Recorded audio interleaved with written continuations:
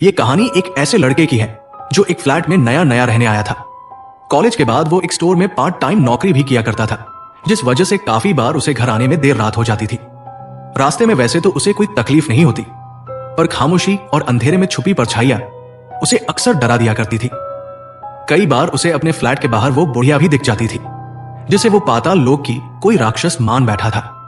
एक रात जब वो सोने की तैयारी कर रहा था, अचानक से दरवाजे पर कोई दस्तक देता है। माफ कीजिएगा, पर मेरे घर पर कुछ गड़बड़ हो गई और लाइट चली गई है। ना ही घर में कैंडल है और ना ही माचिस। अब रात की सारी दुकानें भी बंद है, तो क्या आप मदद करेंगे? इस पर वो लड़का कैंडल और माचिस लेकर जब दरवाजे की तरफ बढ़ता है, तो वो आवाज दरवाजे के पार से एक बार फिर बोलती है, क्या आप ये सामान मुझे अपनी खिड़की से दे सकते हैं? प्लीज, मुझे अनजाने लोगों से अकेले मिलने पर घबराहट होती है। इस पर वो लड़का खिड़की के सहारे ही सामान बाहर सरका देता है। अंधेरे में खिड़की से बाहर खड़ी वो लड़की तो उसे नहीं दिखती, पर उसकी परछाई जरूर दिखती है। पर वो इस बारे में फिर ज्यादा कुछ न सोचकर सो जाता है। अगली शाम जब वो घर लौटता है, तो अपार्टमेंट के सारे घरों की लाइटें जल रही होती हैं। उसे पिछली रात की लड़की की याद हो आती है। उसके घर की लाइट भी शायद ठीक हो गई है। वो आदमी सोचता है और अपने घर हो लेता है। रात को जब वो सोने जा ही रहा होता है, तो एक बार फिर दरवाजे पर दस्तक होती है और कल वाली लड़की एक बार फिर उससे मदद मांगती है। माफ कीजिए, पर मेरे पास पीने के लिए पानी नहीं है। आज घर के नल में कोई खराबी हो गई है, जिस वजह से आज पानी नहीं आया। क्या आप मुझे एक बोतल पानी दे सकते हैं? वो आदमी फिर बिना कुछ कहे पानी की एक बोतल खिड़की से सरका देता है और सो जाता है। अगली शाम जब वो घर लौटता है, तो वो एक बार फिर उस लड़की के बारे में सोच रहा होता है और ठीक टाइम पर दरवाजे पर एक बार फिर खटखटाहट होती है।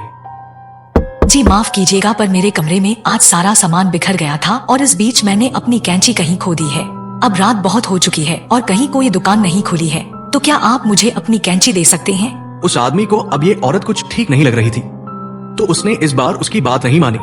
जी माफ कीजिएगा, मेरे घर में कैंची नहीं है। इसके बाद वो सोने चला गया, पर फिर कमरे की दीवारों से उसे उस औरत की शिकायत करने की दबी आवाज सुनाई देने लगी। ओह, ये तो बुरा हुआ। अब मैं क्या करूंगी? उसके पास कैंची क्यों नहीं है? वो मुझसे झूठ बोल रहा है। मुझे यकीन है कि उसके पास कैंची है। मुझे यकीन है कि उसके पास कैंची है। मुझे यकीन है। जहां उसे लगा कुछ देर बाद वो लड़की चुप हो जाएगी, पर यह सिलसिला रात भर चला। अगली सुबह वो घर से निकलते वक्त उस लड़की के बारे में सोच रहा होता है, जब उसे वो बुढ़िया दिखती है। शायद दोनों रिश्तेदार होंगे। वो दबी आवाज में बुदबुदाता है और कॉलेज के लिए निकल जाता है। इस शाम वो घर जल्दी लौट आता है, क्योंकि पिछली रात की आधी अधूरी नींद को आज रात जल्दी से पूरा करने का उसका प्लान था। पर जैसे ही वो लाइट बुझाता है, वो आवाज एक बार फिर सुनाई देती है। जी माफ कीजिएगा, पर क्या आपके पास प्लेट होगी? अंधेरे में वो आदमी ये सोचकर चुप रहा कि शायद आज की खामोशी उसे कल की तरह उस औरत के रात भर के शोर से बचा लेगी। शायद उसकी चुप्पी उस औरत को खामोश कर दे। पर उस औरत ने अपना कहना जारी रखा, अगर ब्लेड नहीं है तो कैंची भी चलेगी, नहीं तो चाकू से भी काम हो जाएगा, नहीं तो कील भी काम आ सकती है। कील चुभाने पर भी खून बहता है और फिर चीखें निकलती हैं, तब बड़ा मजा आता है। ये सब सुनकर उस आदमी के होश उड़ जाते हैं। सुबह होते ही वो इस घर को खाली कर देगा और यहाँ से चला जाएगा। ये औरत बहुत अजीब है। वो औरत अब भी बोल रही थी, पर अब उसकी आवाज कमरे के चारों ओर गूंज रही थी। कील नहीं है तो हथौड़ा भी चलेगा, या फिर पेंचकस, कोई भी भारी चीज, या फिर नुकीली, कोई धार वाला हथियार, कुछ भी चलेगा। आग जलाती है, पानी डुबाती है, पर चीखें नहीं निकालती, और मुझे चीखें बहुत पसंद है। ये सब सुनते हुए हिम्मत करके उस लड़के ने अपने मुंह से कुछ शब्द निकाले। मेरे पास तुम्हें देने के लिए कुछ भी नहीं है,